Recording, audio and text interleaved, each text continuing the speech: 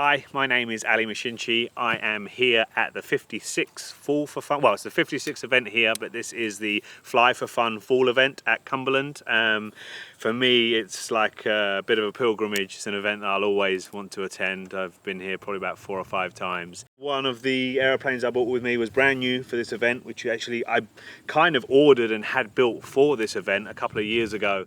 This, which is my half-scale DG 600 from a company called Airworld in Germany. This is a relatively new release for those guys. I think about 2 years ago, maybe 3 years ago, it actually hit the market. It's 50% scale, as I mentioned before. The configuration that I fly in the most, which is what you see here, is the long wing version. So it's a 9-meter span. They also sell the short tip with the winglets. I have those over there. I did a couple of flights with those today. That's 7.5 meters, and yeah, I've got to say, not much difference really. I was kind of expecting there to be more acro ability with the shorter tips. Not so much. I find that the roll rate is similar. Obviously the longer tips, I think the loading is slightly lighter, so I have a bit more flexibility, particularly in the slow speed aspect, which is this thing sort of excels at. I'm sure you'll see in the video, it just seems to float along, and yeah, that's really been a big surprise in terms of performance. But the biggest surprise is how much energy it carries. I was a bit worried, having watched a couple of other big 50% gliders fly, that didn't really impress me with energy retention and momentum. This thing does really, really well. I mean, hopefully some of the video shots will show it doing the air show type passes here. And that's probably from a climb of 200 feet, 300 feet. So yeah, that's been a super big plus. Yeah, other than that, plane from Airworld, you can order it as a base kit. It's all composite, of course, but you can order it as a base builder's kit. They do various build stages. This one I halfway cheated, and then I fully cheated, in that I ordered the canopy fitted, the gear installed, wings fitted, stuff like that. And then I had the idea that I was going to put the servos in and finish it off, but it arrived right in the middle of my peak season where I'm traveling the most, so didn't have the opportunity. Luckily, I live about 1.5 miles away from world-renowned builder Pete Goldsmith, and luckily he's a sympathetic soul, so he took pity on me and helped me by fitting them out. So typical Pete style, took him about 2-3 evenings, what would have taken me a month. And he gave me an aeroplane that was turnkey, as we call it, where I pushed it out to Eli Field, our local field, and I've flown the pants off it. I've honestly never had a single aeroplane that I've flown so much, so frequently, and enjoyed so much in a short space of time. I mean, I don't log flights or hours, but it's got to be knocking on 100 flights since August. So for me, that's a lot. I don't normally, like I say, focus on one aeroplane that much.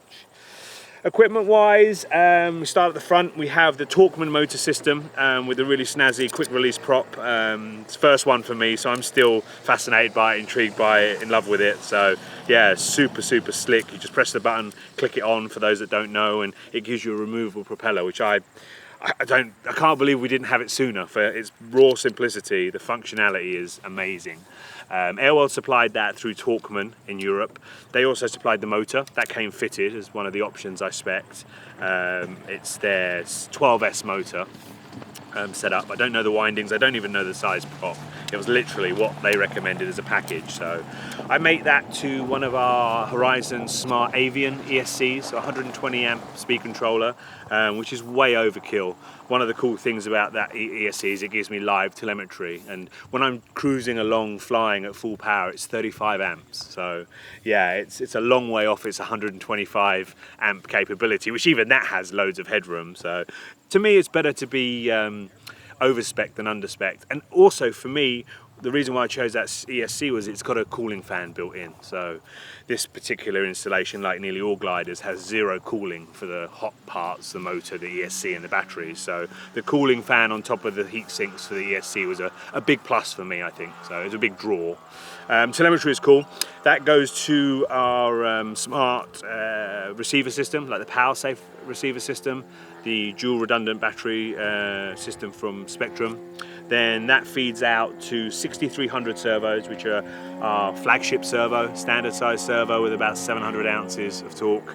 A little bit overkill, but again, I've never had a problem with having too much servo power. So yeah, that's all single servo on each surface, nothing too complicated there. Battery wise, I get asked a lot when people see it flying for so long, they think that it's filled with batteries, and it really isn't.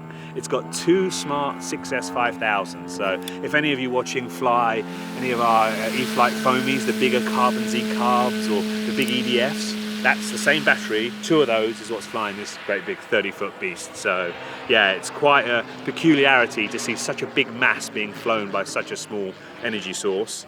TaylorMade pilot, as always, is my go-to pilot guy in England, Wilson. I've worked with for a long time, since before I moved to the US. He always supplies my pilots. I always like supporting him.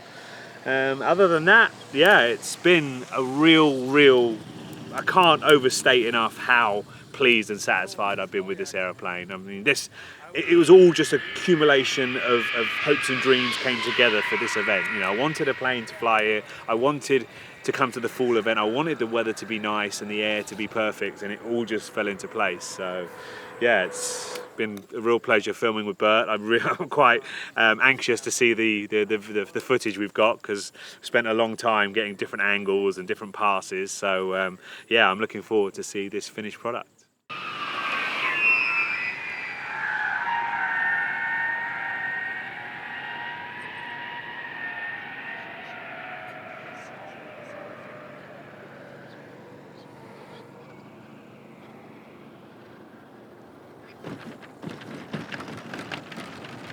Nice.